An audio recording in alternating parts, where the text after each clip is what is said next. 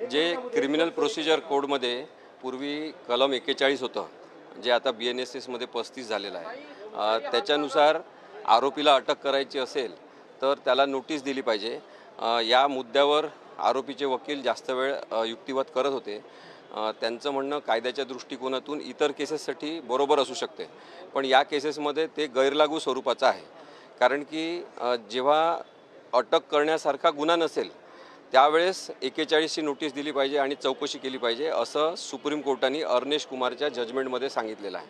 परंतु जेव्हा पोलिसांनी आता नवीन BNSS कायद्यानुसार पोलिसांनी कारणं दिले पाहिजे की अटकेचे कारणं काय काय, तुम्हाला अटक का करतो आम्ही, याच्याबद्दलचे कारणं कोल्हापूर पोलिसांनी दिलेले आहेत आणि त्यामुळे त्यांना केलेली अटक कोणती बेकायदेशीर नाही. दुसरी गोष्ट, त्यांनी गुन्ह्याच्या तपासामध्ये FIR दाखल झाल्यापासून कोणतंही सहकार्य केलेलं नाही. त्यांच्या म्हणण्यानुसार, म्हणजे आरोपींच्या म्हणण्यानुसार, ते फरार नव्हते, ते सतत हजर होते. या कोर्टामध्ये हजर होते, त्या कोर्टामध्ये हजर होते. म्हणजे काय की वकिलांच्या मार्फत त्यांनी जे अर्ज केले होते याचा अर्थ आपण असा धरायचा की ते हजर होते. आणि दुसरा, त्यांनी एक गोष्ट सांगितली की नागपूरच्या पोलीस स्टेशनला त्यांनी अर्ज दिलेला होता की माझ्या आवाजाचे नमुने कधी घ्यायचे आहे ते सांगा, मी यायला तयार आहे. आणि मग त्यांचं म्हणणं असं आहे की पोलिसांनी आम्हाला बोलवलंच नाही. आता अर्ज कोणी दिला, अर्ज केव्हा दिला, आपल्याला काही माहिती नाही, त्याच्यामुळे मी त्याच्याबद्दल बोलू शकत नाही. परंतु जो आरोपी समोर उपस्थितच नाही, ज्याच्या पत्त्यावर तो नाही आणि तो कुठे आहे माहिती नाही, त्याला पोलिसांनी कुठे बोलवायला जायचं? म्हणजे तो स्वतः मिस्टर इंडियासारखा गायब झालेला असेल तर त्याला बोलवायचं कसं? आणि मग पोलिसांवरच परत आपण खापर फोडायचं की त्यांनी आम्हाला बोलवलंच नाही.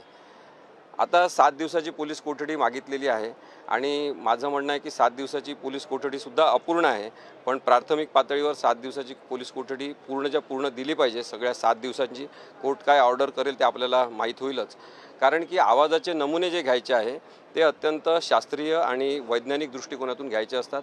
5 जणांचे आवाजाचे नमुने घ्यायचे असतात. नंतर आपल्या आवाजामधून जे काही वेगवेगळे गोष्टी असतात त्याच्यामध्ये स्वर आणि व्यंजन हे महत्त्वाचे असतात आणि आवाज बदलला जाऊ शकतो, आवाज मुद्दामून वेगळा काढला जाऊ शकतो. त्यामुळे आरोपीचं वेगवेगळ्या वेळेस व्हर्जन घेणं आवश्यक आहे.